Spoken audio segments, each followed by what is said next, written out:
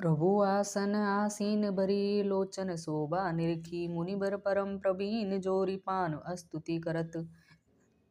प्रभु आसन पर विराजमान है। नेत्रवर कर उनकी शोभा देखकर मुनि श्रेष्ठ हाथ जोड़कर स्तुति करने लगे।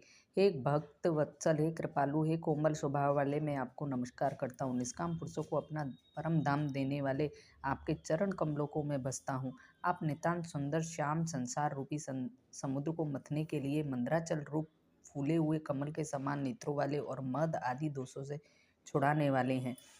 सूर्यवंश के भूषण, महादेव के धनुष को तोड़ने वाले, मुनि राजों और संतों को आनंद देने वाले तथा देवताओं के शत्रु असुरों के समूह का नाश करने वाले हैं।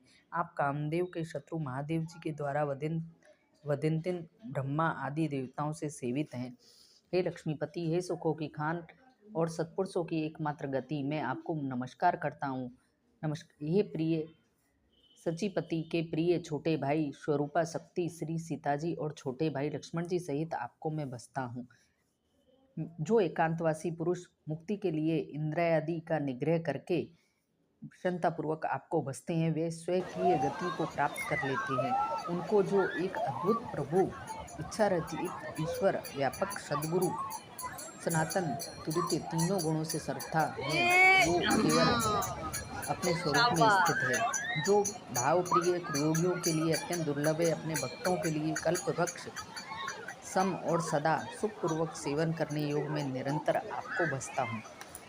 हे अनुपम सुंदर, हे पृथ्वीपति, हे जानकीनाथ, मैं आपको प्रणाम करता हूँ। मुझ पर प्रसन्न होइए, मैं आपको नमस्कार करता हूँ। मुझे अपने चरण कमलों की भक्ति दीजिए। जो मनुष्य इस स्तुति को आदरपूर्वक पढ़ते हैं, वे आपकी भक्ति से युक्त होकर आपके परम पद को प्राप्त होते हैं, इसमें संदेह नहीं है। विनती करी मुनि नाई सिरु, कह कर जोरी बहोरी, चरण सरोरुह नाथ जनी, कभों तजे मति मोरी। मुनि ने विनती करके और फिर सिर नवाकर हाथ जोड़कर कहा, हे नाथ, मेरी बुद्धि आपके चरण कमलों को कभी भी ना छोड़े। फिर परम शीलवती और विनम्र श्री सीता जी अनुसुईया जी के चरण पकड़कर उनसे मिली। ऋषि पत्नी के मन में बड़ा सुख हुआ। उन्होंने आशीष और सीता जी को पास बिठा लिया और ऐसे दिव्य आभूषण पहनाए जो नित्य निर्मल बने रहते हैं। ऋषि पत्नी उनके बहाने मधुर और कोमल वाणी की स्त्रियों के कुछ धर्म सिखाने लगी। हे राजकुमारी सुनिए, माता पिता भाई सब हित करने वाले हैं, परंतु ये सब एक सीमा तक ही देने वाले हैं। परंतु हे जानकी, पति तो असीम देने वाला है। वह स्त्री अधम है जो ऐसे पति की सेवा नहीं करती है।